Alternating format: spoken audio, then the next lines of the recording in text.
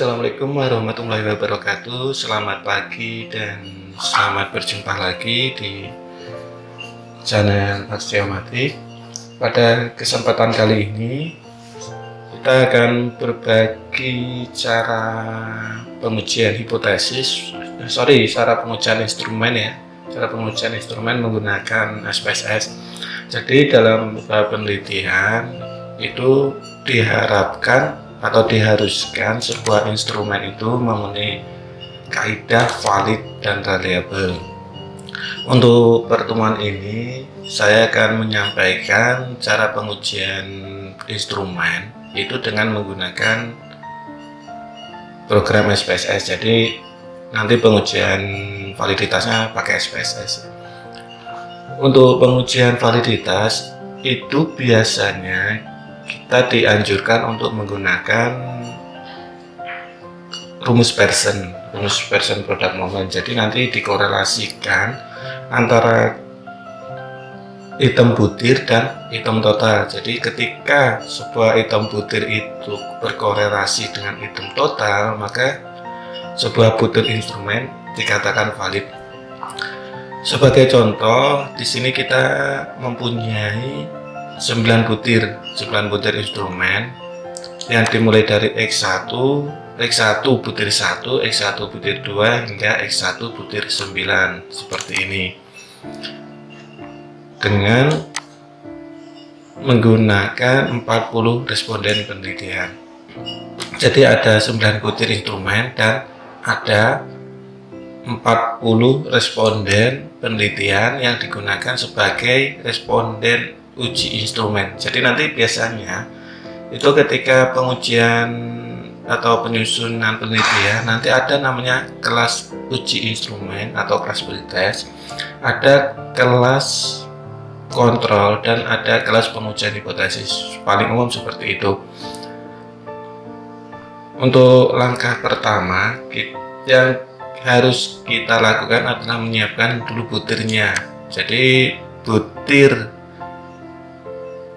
yang kita peroleh dari penelitian, misalnya kita sebar angket kayak gitu ya. Nanti kan biasanya responden itu mengisi kuesioner atau angketnya. Setelah itu kita bentuk tabulasi dalam Excel paling gampang. Jadi kita bikin tabulasi dalam bentuk Excelnya. Setelah diperoleh, selanjutnya kita cari jumlah totalnya dulu. Jadi kan karena pengujian instrumen itu mengkorelasikan antara butir item dan butir total, maka kita cari dulu butir totalnya. Setelah seperti ini ya, ini butir 1, butir 9, selanjutnya kita cari nilai total misal dengan nama X1, jadi variabel X1. Ini variabel X1 untuk butir 1, X1 untuk butir 2 sampai X1 untuk butir 9. Dan yang terakhir adalah nilai total dari variabel X1 tersebut. Jadi kita cari dengan cara sama dengan sum. Jadi kita cari nilai totalnya.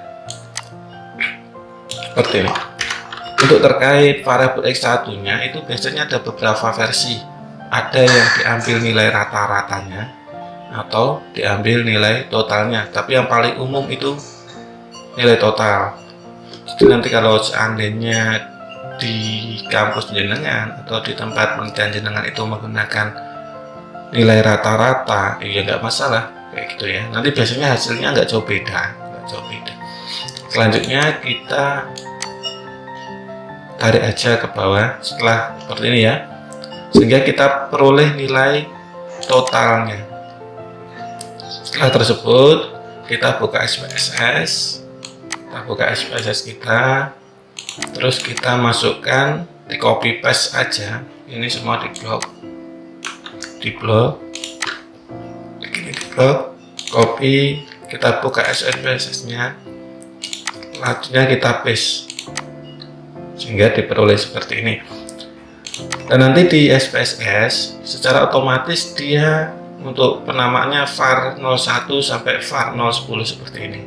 Ini secara otomatis dia kasih nama dan ini bisa kita rubah. Biar lebih gampang, kita ambil namanya dari Excel ini juga. Ini kita blok seperti ini, blok ke bawah. terus kita pakai rumus trend post. Trend post ini untuk mengubah dari baris ke kolom atau sebaliknya. Jadi seperti ini kita trend post. Setelah itu kita copy lagi, masuk ke SPSS-nya, terus kita paste di sini. Seperti ini. Sehingga setiap kolomnya ini berubah namanya sesuai dengan Excel kita, X11 hingga X1. X1 ini total. Jadi nanti untuk melihat apakah valid atau enggaknya, itu lihatnya kita di baris X1, di kolom X1, di kolom totalnya. Setelah data kita masukkan, selanjutnya kita lakukan uji Pearson. Nanti akan saya sampaikan dua cara pengujian. Yang pertama menggunakan Pearson, uji korelasi Pearson. Yang kedua menggunakan uji corrected item total, kayak gitu ya. Ini yang paling umum digunakan aja. Cara pertama, klik analyze, correlate bivariate. Selanjutnya kita masukkan ke semua item yang kita punya ke dalam kolom variabel seperti ini. Nah, kita klik OK. Sudah selesai. Dan di sini kita berfokus di kolom X1 atau kolom total. Ada dua cara interpretasinya. Yang pertama menggunakan coefficient Pearson ini, yang karena ada 3 baris ya, ada baris Pearson, sig sama n. Bisa berdasarkan coefficient Pearson atau coefficient signya, kayak gini. Yang penting kita fokusnya di kolom X1 ini aja, di kolom total. Kalau menggunakan Pearson, kita harus mencari nilai R tabel dulu. Nanti bisa di Google ya, bisa Google, kita cari tabel Pearson. Sorry, internetnya putus, bentar.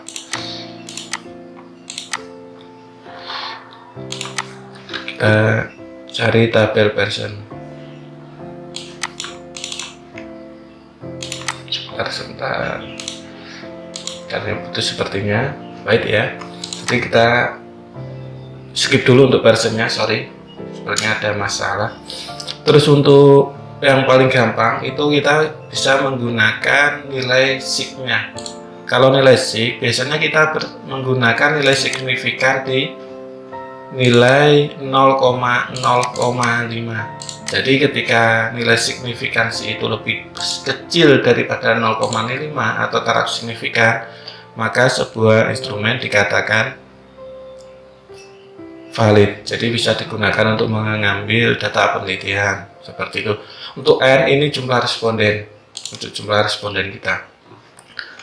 Cara selanjutnya itu dengan menggunakan uji corrected item total. Jadi caranya klik scale reliability analysis, di bagian statistik kita klik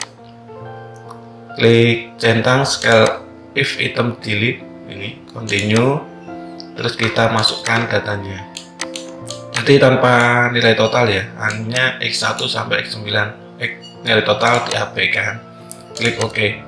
Sama juga nanti kalau untuk corrected item total ini dikatakan sebuah instrumen itu valid jika nilai correctednya ini lebih besar daripada R tabel. Jadi kita harus cari R tabelnya seperti itu. Lebih lanjut nanti di uji reliabilitas ini corrected nanti juga menghasilkan nilai Krombaek alpha.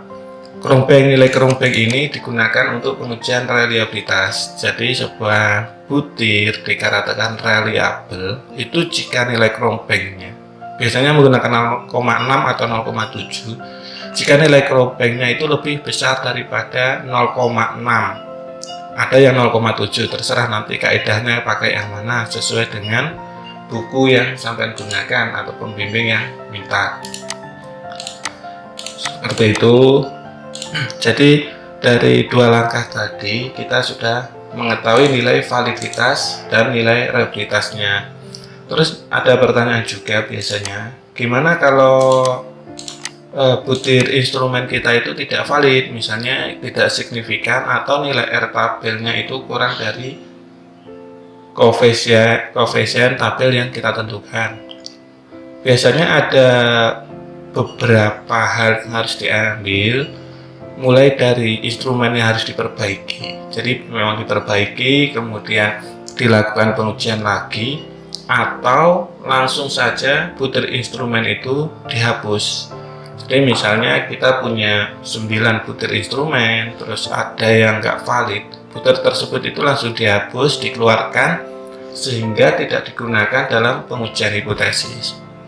Jadi langkahnya itu kan pertama kita uji instrumen, kalau instrumen semua valid baru bisa kita gunakan untuk pengambilan data hipotesis. Kira-kira seperti itu.